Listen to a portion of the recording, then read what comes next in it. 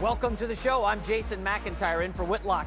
I'll tell you why John Elway should do whatever it takes to land Kirk Cousins. And I'm Colin Cowherd, and I'll tell you why all those people saying the Cavs won't win the East are out of their collective minds. Speak for yourself. Starts right now on a Tuesday. Whitlock, he's okay, he's fine. He's recovering from... Had to go to the bullpen. Yeah, from whatever he's recovering from.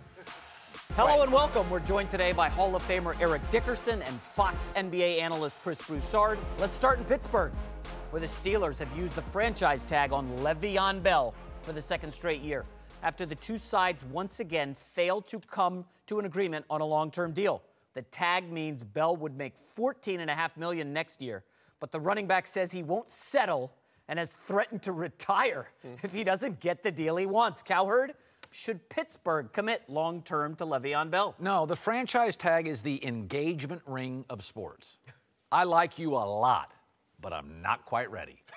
And let's spend a year and just see how it works out. There's usually a concern. Okay, you can go to a knee, you can go to Mexico, get married over the weekend. But the engagement ring's a little bit of a safety thing. With Kirk Cousins, the engagement ring was, listen, we like you, but what happens if Deshaun Jackson and Pierre Garçon leave? They did, and he wasn't the same quarterback. With Le'Veon Bell, you've been suspended twice, hurt. We like you, but last time we gave you the franchise tag, you showed some immaturity. You held out for camp and came in rusty. The franchise tag is what fans should love. Fans shouldn't root for players to become billionaires. Fans should root for teams to have some flexibility while keeping the best players. And those players like Kirk Cousins or Le'Veon, who you love, but you got a concern. You keep at bay and increase your flexibility. I like how nice you're being, concerned. This is a guy who's been suspended twice for substance abuse, okay? And you're looking at the Steelers situation, Colin, and in 66 games since they've drafted Le'Veon Bell, they averaged 25 points a game. In the 21 games without him, shockingly, 25 points per game. As we've said before on this show, running backs and wide receivers are good and great. Eric, we love running backs. But at the same time, they are extra. You can win without them. You get a system going, you're fine. I think Mike Tomlin and the Steelers are sending a message here. Hey, man, this is a guy, Le'Veon Bell, we love him. He showed up at the tail end of the walkthrough before the Jacksonville Jaguars playoff game. That's true. This is the day before the playoff game. He just shows up at the end of the walkthrough. I think that hurt him. That is immaturity, and I think Pittsburgh's saying to the locker room, Ray Lewis said it on this show last week, hey, man, they got to button things up in Pittsburgh, and it starts with a franchise tag, Eric. Well, I think when you look at Le'Veon Bell, if he carries the ball 25 times or more, they win the football games. That's a big plus. When you take a running back or a guy that's important to your football team away from that football team, they're not the same football team. You can say you can plug a guy in that offense and play running back for the Pittsburgh Steelers, but he's not going to be Le'Veon Bell because all of a sudden the offensive line, they don't know how to block for this guy. It takes a while to get used. You see how Le'Veon runs the ball. He's a guy that kind of takes his time, and the offensive line, they're used to that. When I played with the Rams, Jackie Slater and them, they knew how I ran the football. I would tell them, look, give me a split second. You don't have to block him long. Just get me to the line of scrimmage. That's all I need. You know the guy. I know the guy who could pull the best. I know the guy who is good at the point of attack. He knows me. So if you take Le'Veon Bell away from this offense, away from this football team, they're not going to even be close because you know what? He's a guy that can play every down. You don't have to change up your game like say, okay, we're going to bring in number 31 because, oh, 31's in. It's got to be a pass play. Well, Le'Veon Bell's that guy. We can bring in 44. It's going to be, no, we're going to blitz. He's going to block. Le'Veon Bell's that guy. Eric, you're saying they should commit to him. Most definitely they commit to him. I think the Steelers are not going to overpay. They're not that football team. You're not going to overpay, but you're going to have to make the offer. And don't get me wrong. This is a good offer. I'm not saying, but you have to give them a long-term deal. And the long-term deal for the NFL players is they want that guaranteed money. They want that $25, $30 million signing bonus. That's the guaranteed money. And the Steelers feel the same way as Eric. I mean, they're offering him a long-term deal. He's just not accepting it. I think they're around 13 or 14 million a year. Yeah. I would offer him long-term at the right price. I wouldn't go 15. I mean, it's only $1 million or $2 million difference per year. But look, the highest paid running back outside of him is $8.2 million, Devontae Freeman. I think they did the right thing. I think you try to sign him long-term also because, remember, if you sign him long-term, you can cut that cap number like in half this year, and then you can go out and use that money to get some defensive players. They need to shore up their defense. So that's my number one goal. If I can't do that, I franchise him. And look, I know he'd be upset, but is he going to walk away from 14 and a half? Oh, no. This is a very star-dependent team. Big Ben, Antonio Brown, Le'Veon Bell, and by the way, Juju Smith-Schuster in about 2 years, he's the best young receiver in football. I think the Steelers are also saying, listen, we're not getting rid of Ben. Antonio Brown, some believe, they're not wrong, maybe the best receiver we've ever seen. It looks like Juju Smith-Schuster is a franchise guy. Part of this is like, what guy gets hurt more? Running back. Yeah. Some of it's just Le'Veon plays a position which you take more hits. And look, he only averaged 4 yards a carry last year. That's almost a yard drop from the year before. He had 3 Pro Bowlers on that offensive line. So I'm not saying he's not great. You said he can do it all. He's probably the most versatile back in the league for sure. But I wonder, is that 4 yards, is that drop a sign of things to come, or was it just an aberration? It's a great point about the offensive line. Pro Football Focus has them a top 5 offensive line in the league. And Eric, I don't want to be Mr. Negative on Le'Veon Bell. Last 3 years, they're 11-4 with him out of the lineup. Remember, D'Angelo Williams came in 2015, 4 100-yard games when he replaced Le'Veon Bell. I know he's a very good player, 3 down back. One of the things that's great about football is players are engaged because they have to be, or they're no longer playing for the team. A baseball player, Robinson Cano, is 10 years in. I mean, you know, that's why I would never give. You told bosses, I don't want a 10-year contract. I'd get lazy. The reality in the NBA, you're stuck with Blake Griffin now in Detroit for years. The NFL, listen, it's not like they're paying a minimum wage and cutting him. They're giving you $26 million over 2 years. Play, don't get hurt, don't get suspended. We'll consider extending that. Hi, everybody. Colin Cowherd here, and before the show moves along, I want to tell you about Freshly. It's the easiest and most convenient way to eat healthy, no matter what life throws your way. And it throws some things. Even if you get stuck at work late, you still come home to a delicious dinner cooked by a chef. No more worrying about having to figure out what you have left in the fridge, that's me, and especially no mess to clean up. Freshly chefs source the finest all-natural ingredients. They work with nutritionists to ensure their meals are as healthy as possible. A couple of meals to keep your eye on: the spaghetti squash and meatballs and the turkey shepherd's pie. Restaurant quality and delicious, I've had that. The best part about Freshly is the number of comfort meals, love those, they currently have that are also super healthy. There's no weekly commitment, only get deliveries when you want them. Check out this week's menu. Created by Freshly chefs, get $25 off your first order of 6 chef-cooked dinners, plus free shipping. That's key, free shipping. Go to freshly.com/FoxSports. Freshly.com/FoxSports. You'll feel so relieved. You come home, no headache. Use Freshly. $25 off your first order. Now let's move to John Elway, whose search for a new quarterback might have just taken a big hit. After weeks of being considered among the front runners to land Kirk Cousins, CBS is saying that Cousins' sweepstakes is now down to 2 teams, Vikings and the Jets. Both going to pay him a lot, leaving Elway and Denver out in the cold. All right, J-Mac, should Elway be upset he's missing out on Cousins? Upset? I don't think that's the right word. I'm thinking more along the lines of devastated. Okay? He should be on his hands and knees to Kirk Cousins, we need you. Do you remember what happened when they got Peyton Manning? They won a Super Bowl, and Peyton Manning was not even great that year. We can agree, right? He fell off a cliff. They need Kirk Cousins. I know I've seen the negative stuff about, hey, man, this guy doesn't beat winning teams. Let me just quickly remind you of what happened in Washington last year. Okay? He lost Deshaun Jackson and Pierre Garçon. He lost Jordan Reed to concussions. His offensive line lost 57 games, 6th most in the league, to injuries. What did he do? He goes out, throws for 4,000 yards, 27 touchdowns, tied for first in the NFL in game-winning drives with 4. I'm telling you, Colin, Kirk Cousins is so undervalued right now. And the last point, against playoff teams, they faced 5 playoff teams last year. The defense gave up 33 points a game in those meetings. Kirk Cousins had no chance last year in Washington. I think the Broncos need him. I think the Vikings, the Browns, somebody's going to pay this guy $30 million and get him. You know what I think John Elway's saying? Because the New York Giants, the reports keep saying, we don't want a quarterback. Because the Giants, remember, bailed on Eli, bad press. The Giants, this old blue blood, didn't like it. They didn't like the negativity of the Mara family. They're saying now, we're gonna keep Eli. What does that mean? Darnold or Rosen are available. What has John Elway always liked? He went after Peyton Manning, big brain. What does John Elway stand for? Big brain. Where did he get Trevor Siemian, Northwestern, private school? Who in this draft does Elway see? Josh Rosen, UCLA. Josh Rosen, like Elway, a little chatty. Remember when John Elway came into the league? I'm not going there. I'm not going there. I'll go to baseball. I think John Elway sees Josh Rosen, reads what he hears from the tea leaves on the Giants, and he's like, I'm going to get Darnold or Rosen, and I think it's Rosen, and I relate to him.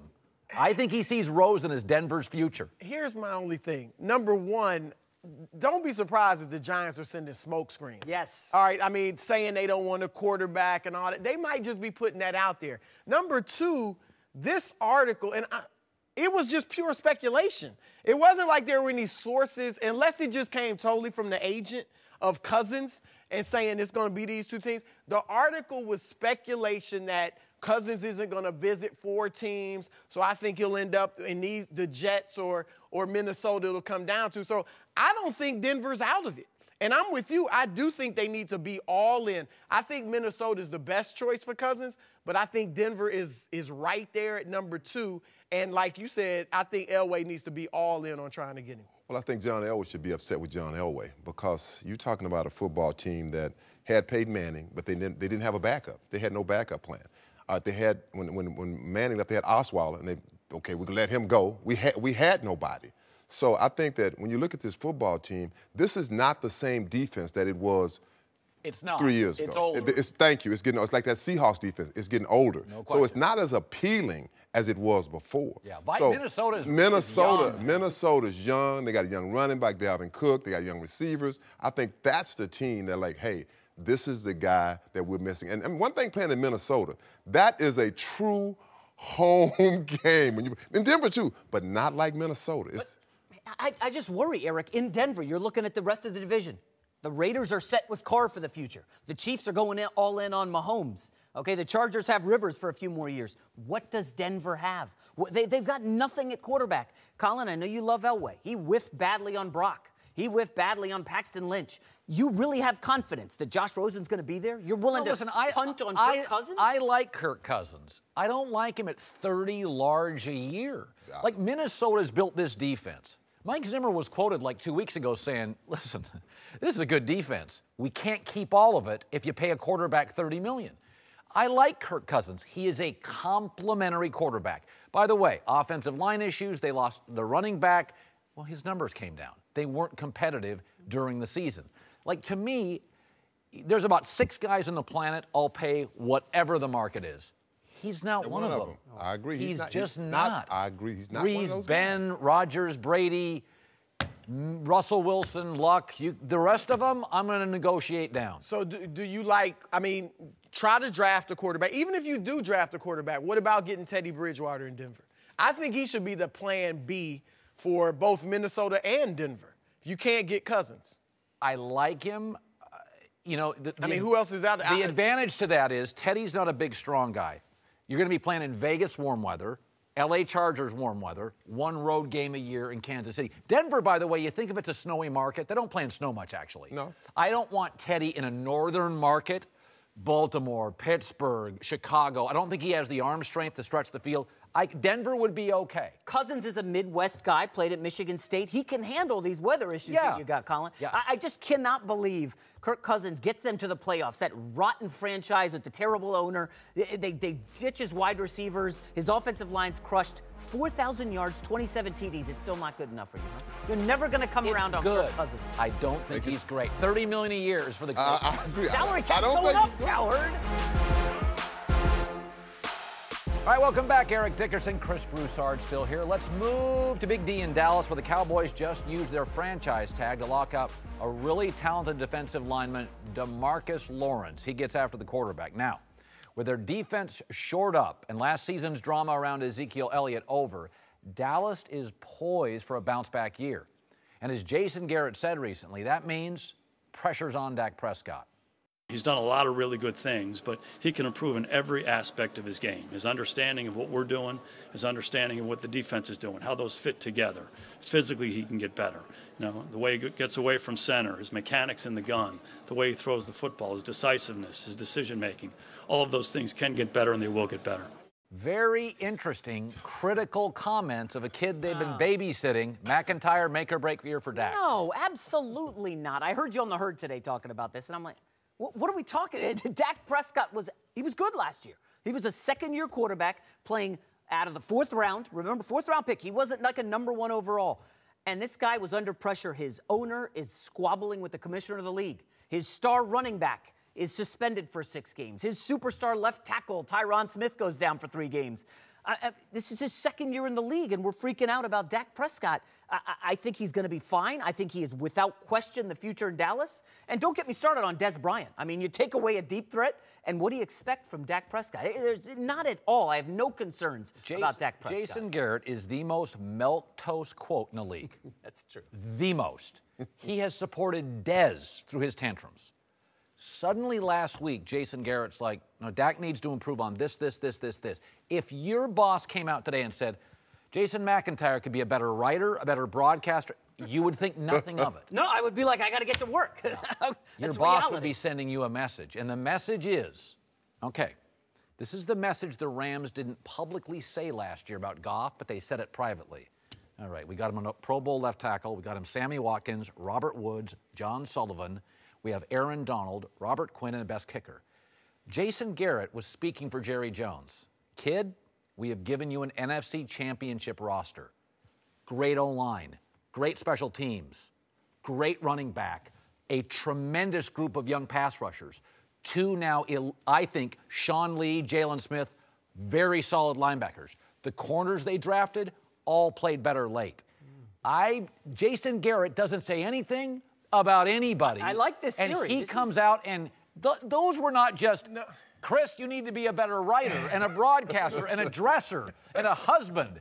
Those were pretty pointed comments, weren't they? Well, I was wondering where you're going. I was wondering what would Jason Garrett get out of this? Like, why would he say this? But your theory, I hadn't heard that. If it's Jerry Jones, that makes some sense. But I'm starting to get worried because I'm agreeing with McIntyre too much. Like, I can't believe that this would be a make or break year for Dak. Like you said, all the duress he was under last year, off the field, on the field, you lose Zeke, you got injuries to Tyron Smith, you don't have a number 1 receiver. I know it's supposed to be Dak, but you really don't have a number 1 receiver, no deep threat, and he was 22 TDs, 13 interceptions. That's not great. It's not great, but Russell Wilson did that 2 years ago. Basically the same thing, and we still believe in him. Dak has shown everything you want in a franchise quarterback. And like I said, he's never going to be Aaron Rodgers, Drew Brees, like that. But he can be a franchise quarterback. He's intelligent. He's a leader. The guys love him. He's got a great work ethic, and he can make the throws. Like, what's not to like? I don't disagree with everything you're saying, but why did Garrett say it?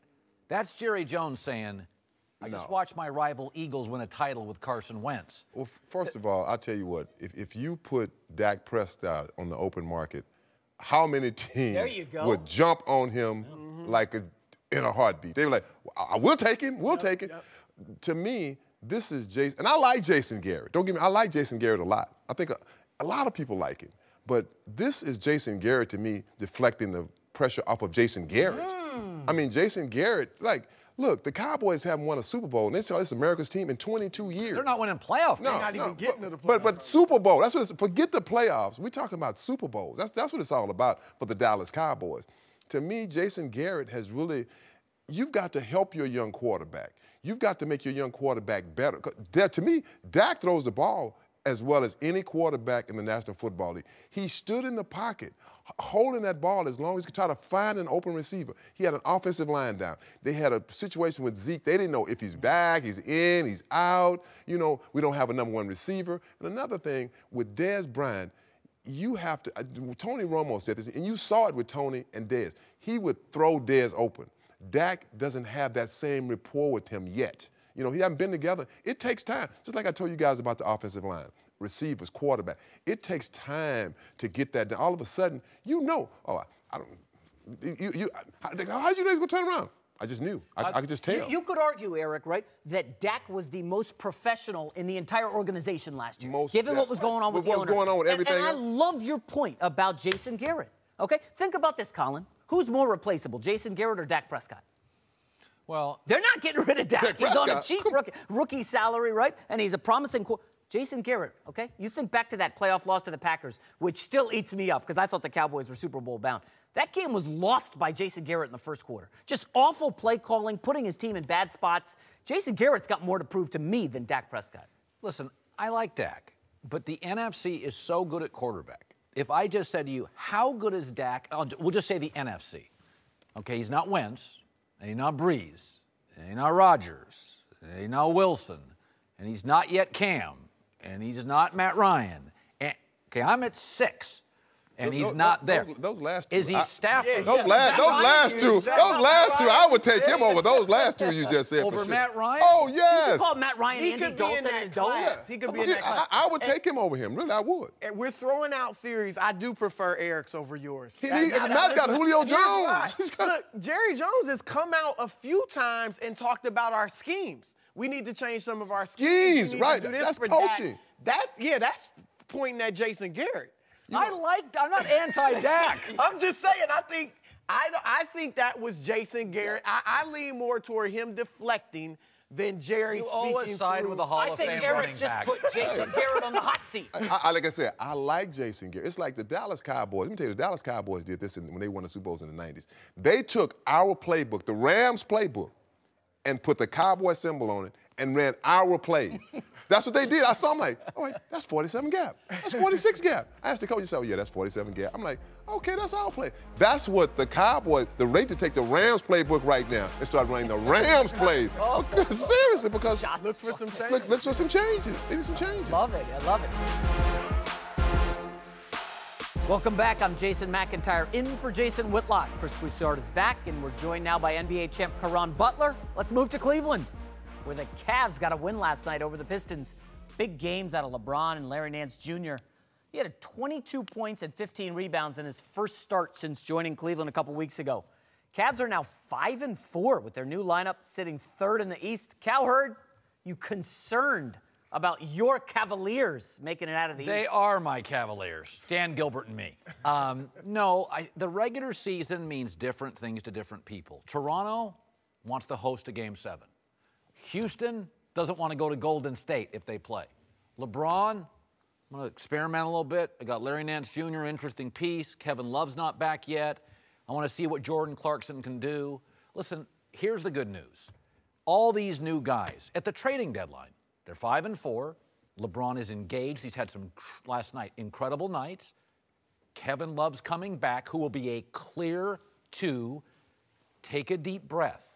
Okay, this is Toronto is trying to say, we're number 1, because they've been disappointing. Houston is trying to say, no, we're going to get Golden State on our court. It doesn't matter. I think LeBron does experiment.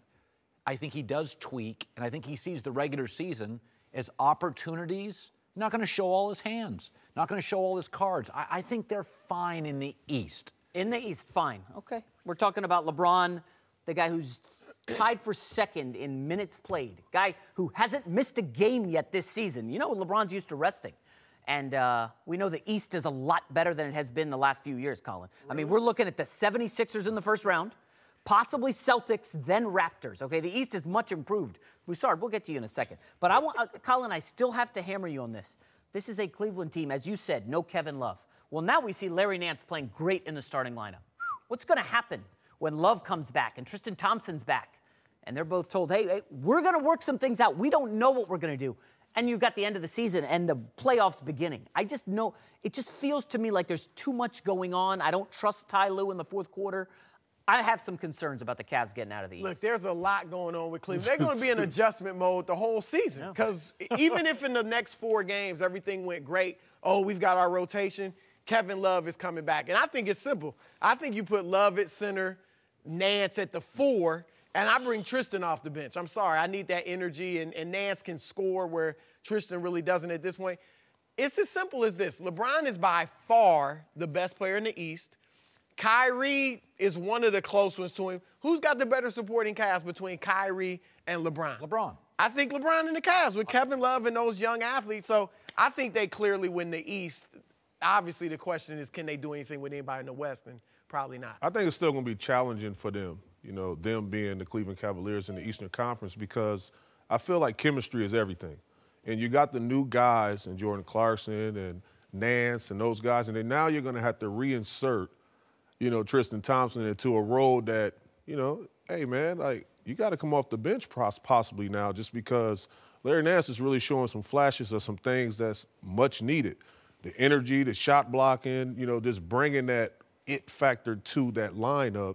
And then now inserting Kevin Love back in it, I feel like it's a whole nother, bag of tricks that, Ty Lue can play with. So they're going to be a force to be reckoned with. But I think it's going to be a challenging Eastern Conference run for them. Winning it. I do have them winning it because LeBron's that good. Yeah. Like, Let me he ask really you is. this, though. Okay, they haven't really faced adversity with this new group. I don't care about a loss to the Sixers. What's going to happen when the series is tied 2-2 with, say, Toronto or Boston, and people are asking, Karan, man, what's LeBron going to do if they don't get out of the series? I just believe the LeBron free agency cloud still messes with the chemistry and, like you said, the locker room situation. Tristan Thompson got $84 million, and he's dating a Kardashian, and they're having a kid soon, and he's coming off the bench playing, 10 minutes a game? You don't think that's going to tinker with stuff? I feel like you're going to buy into your role. What they have now is guys that don't have larger-than-life egos.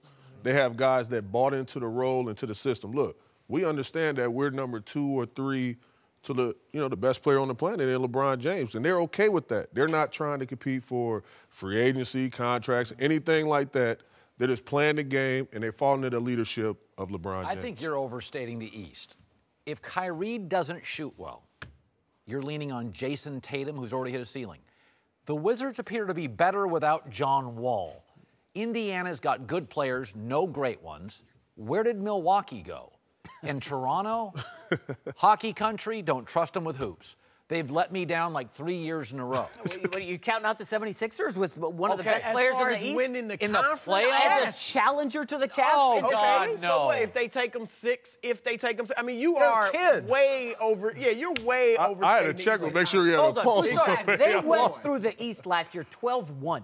You think it'll be anything close to that? Yes, I do.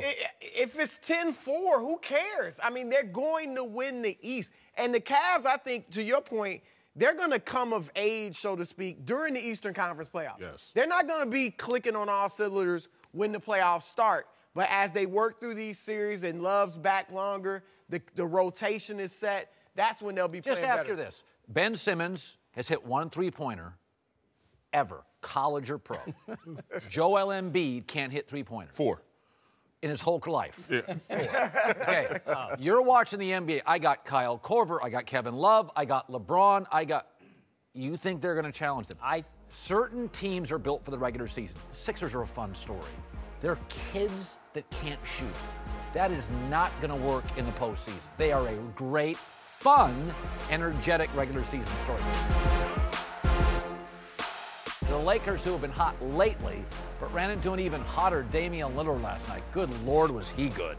Dropped 39, was remarkable in the fourth, snapped the Lakers' 5-game winning streak. Even still, LA has been playing a lot better in recent weeks, including winning 8 of their last 9 games with Lonzo Ball on the court, which has revived speculation that LeBron could be headed there this offseason. All right, McIntyre, is LeBronzo more likely to happen now? I've never wavered, Colin. I've said it, Broussard, I've said it on your podcast multiple times. I still believe, yes, LeBron is coming here. Let me just quickly interject about Lonzo. So he started shooting awful. Whitlock sat here, called him a bust. He's shooting 33% from deep. You know Donovan Mitchell is shooting 34%? And as you said, Ben Simmons hasn't hit 1 3 all season. So, I mean, Lonzo's playing phenomenal. And Chris, before we get to you, Colin, when you look at that Cavs roster, outside of LeBron and Kevin Love, and then you look at the Lakers roster, Ingram, Lonzo, Kuzma, that's better than anything the Cavs have outside of LeBron and Kevin Love. The Lakers unit that they have is better, I believe, than the Cavs when you're looking. Let's go to the psychology. Let's say all of us here were married to somebody with a big temper, and we got divorced. We probably would marry somebody that was kind of the opposite, without a big temper. That's very human. The pendulum swings in life. So LeBron's last group of old players, Rose, D. Wade, was a disaster. So LeBron's thinking, okay, I'm getting older. I'm okay with young guys now. This is not LeBron in Miami 6 years ago. LeBron's last relationship with older players was the worst 3 months of his life.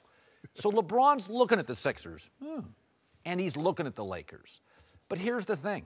The Lakers actually have a point guard, Lonzo, who's not ball-centric, and two wings, Kuzma and Ingram, who love to shoot threes. This works for LeBron. Ben Simmons and Joel Embiid. Simmons is, to some degree, a baby LeBron without the shooting touch which LeBron developed. Yeah, I think he looks at LA and goes, I got two homes. All my business partners are there. Lonzo's legit. Ingram, Kuzma are legitimate 6'9" three shooters. Me, Paul George, by the way, OKC's shaky and scrapping. I think it's getting more attractive in LA by the Lonzo performance. Well, first of all, let me address the phrase reviving speculation among these two. That's right. That's the speculation. All right. Look, there's no doubt if Paul George and LeBron go to the Lakers, they're a really good team. I mean, if those two go anywhere, they're a really good team. Problem. And you got Ingram, Lonzo, no question, Kuzma, you'd have good role players around them. The problem is you're in the West. And that would be a really good team, but would you put them over Golden State? No. Or Houston? Close. If Kawhi and the Spurs work everything out, are they better than them? I mean, the West is so stacked. I'm just thinking, why not stay in the East? Unless he's just tired of making finals. Why not stay in the East? I like Philly. I agree Simmons and LeBron have some similarities. But Simmons also can play off the ball. You see him sometimes go post up and they'll get somebody else the ball, TJ McConnell or whoever. LeBron, I think, if he went to Philly, would play more off the ball and let Simmons handle it. They just have to get some 3-and-D guys. You already got Robert Covington. You got Sarge. Maybe they could bring back J.J. Redick. How many homes does he have in Philly? I mean, Zero. look, You don't need one. I'm just saying, basketball-wise, if I'm LeBron, I'm looking at Philly, and I'm saying I could maybe win championships with these guys as the best player, and then as I decline and they really rise, they could help carry me to another championship or two. That's something to look at. I say Philly make a lot of sense. You know, to echo what Chris been saying, is that you have the young nucleus. Joel Embiid, Ben Simmons, you have shooters in Covington. You got Marco there now. J.J. Redick may take less. You know, like LeBron is an attraction of his own. If he goes somewhere, anybody that got limbs that's able to be a little mobile on the perimeter that can knock a shot down, I'm going to join that action. Shoot, I might come out of retirement. You know what I mean? Like, that's an opportunity to have a free lane, an open pathway in the Eastern Conference. It then becomes the LeBron James Invitational again, as it always has been. And then, you know, all thing you have to do is compare for whoever went out the Western Conference, which is probably the Golden State Warriors or Houston Rockets. But you told me before he didn't want to go to the finals and lose. If he loses in the Western Conference Finals, it doesn't ding his legacy like losing as a Sixer to the Warriors. You want to be the guy who loses the finals? No, I think that's a legitimate question. What does LeBron think? Does he think it would be better not to make any more finals and not lose anymore?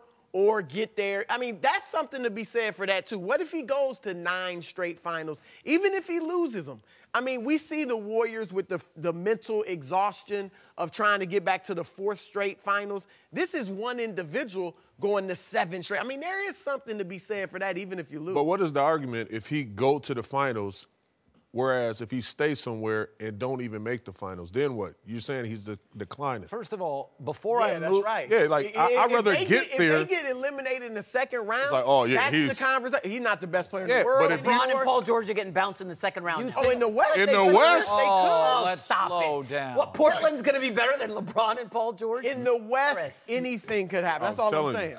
It's a toss-up. You know what I did before I moved to L.A.? I visited it all the time. Where's LeBron spend his summers? Do not Everywhere. all the players stay in L.A.? Everywhere. He's in Philly in the summer? Right. He's a walking billionaire. He everywhere.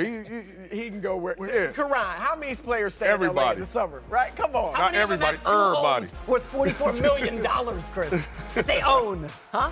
Speculation. That's right. The reviving the speculation. We're exactly 100 days away from the World Cup kicking off in Russia. To celebrate the occasion, Fox Sports partnered with Russian composer Kirill Richter to create the official theme song of the event, which you just heard, Where Angels Fear to Tread. And now we welcome in 2 of our World Cup voices, Stu Holden and John Strong, who grew up, unfortunately, listening to me and got all these bad habits. He has since corrected all the habits. and is the young star voice of American soccer in this country. So let's start with a guy everybody will be watching this summer, Lionel Messi, a dynamic scorer who has been one of the elite players in the world for years, but he's never won big on the international stage, which is hard to believe. Came up just short of the 2016 Copa America and the 2014 World Cups, losing to Germany in the final. In fact, Argentina, this is just hard to believe, hasn't won a World Cup since the mid-'80s, '86, and just squeaked into this year's tournament thanks to Messi. All right, guys, to the legacy of Messi, who's kind of has a Pele feel to him. He's just, nobody else can do what he can do. What does a World Cup do to his legacy, Stu? I'll start with you. It cements him as the best player of all time. Wow. But because still right now, Lionel Messi has that knock of, with Argentina, with the national team, not succeeding. And you saw that little highlight a minute ago where he misses the penalty against Chile in the Copa America Centenario final. And he was in tears, and he was crying, and then retired right in the locker room right after that. And we all thought, well, Messi will come back. And he did. And he came back to win a World Cup with Argentina because I think he feels the pride when he represents that shirt, but also in knowing that he wants to succeed, and that would be the only knock on him when you look at his career and what he's achieved at club level. You agree with that? At worst, Messi's on Mount Rushmore as it stands. Can he be considered the greatest of all time? You have to win the World Cup to do that. And like Stu said, in the last 4 years, they lose the final in Brazil. They lose the Copa America final the following summer. Then they come to the U.S. They lose the Copa America final again in penalties. And yeah, he retires and he seems done with it. They bring him out of retirement. He scores a hat trick on the final day of qualifying just to get him in. So this would be the ultimate sort of Greek heroic arc for him to stand at the end of it. And almost certainly this will be the end for him in his national team career. And I think he's only got a couple more years left before he walks away from Barcelona. So this is a guy that understands the difference between him and Maradona and Pelé is lifting the trophy we just saw in that promo. It feels like his World Cup. I mean, to me, it kind of feels like we always say this, Warriors may be the best, but there's always LeBron's playoffs. This feels like Messi's World Cup to me. And here's the interesting difference. So the comparison is Messi and Ronaldo. Yeah. Now, Ronaldo has won a trophy with Portugal. They won the European Championship. Ronaldo was off the field. He came off injured early in the final. It was his teammates that carried him, whereas in each of those three finals that I mentioned, Gonzalo Higuain, who scores goals with his eyes closed for his club team, misses huge 1v1 opportunities. If Messi's teammate puts one of those in, including in the final of the last World Cup, we're not having this conversation. So as much as it's about these individuals, for both of them right now, it's their teammates who they are relying on to get them over the hump, because for each of them, that's what's at stake. It's probably Ronaldo's last World Cup, and it's the same story. Can he get over the hump and stake his claim to being the best to ever play? So you'd say maybe Messi's a little more likely to win the World Cup than Ronaldo? I would say on paper, Argentina's a better team, but, and as we saw last summer, I think Portugal have played better as a team of late. And when you watch Portugal, they're not as exciting going forward as Argentina. They're a little bit more organized. Fernando Santos, their coach, and that's how they won the Euros. And if in the old format of the European Championship, they wouldn't even have gotten out of the group stage. They expanded the format, they got through, they grinded out results, and they got to the final. To do that then in a World Cup, when the quality is that much better, I think Portugal have a bigger task than when I look at this Argentine team with the quality they have, they should go further than Portugal. I always felt in my life that Argentina and Brazil had the most soccer skill. It was so deeply embedded in their culture. And then about 5 years ago, in sort of a San Antonio Spurs shift, the less flashy, more system-oriented Germans took the sport over. And in the last 5 years, I felt like, I don't know, Germany's figured out, it's Belichickian, it's San Antonio. It's not flashy. Is it star, is it system? Are they the heavy favorite? Well, they're certainly the favorites when I look at this. And Colin, the Confederations Cup last year, Germany, they announced their roster and they brought a second team with a number of kids. And what did they do? They won the tournament with their second team against Chile's first team, against Portugal's first team. Germany came out on top. And I fully believe Germany could probably field 3 teams with the players that we see in the Bundesliga that would all get out of the group stage. And that's why they're the favorites, because like you said, when we're looking at the big 3 stars, Neymar, Messi, Ronaldo, the 4th star there is Germany as a team, because there's not one guy that you pick out and say... System. It is a system, absolutely. And the comparison to a Belichick-type team of just everybody knowing their roles and identity and what they need to do on the field, it's almost disheartening. When I know I'm playing against a German team, you look across the line and you know they're not going to give you an inch. And there's nothing unpredictable about that because they are just going to grind you out. Didn't they humiliate Brazil? 7-1. And it was that moment you're like, oh, wow. Like, I almost felt like soccer internationally changed.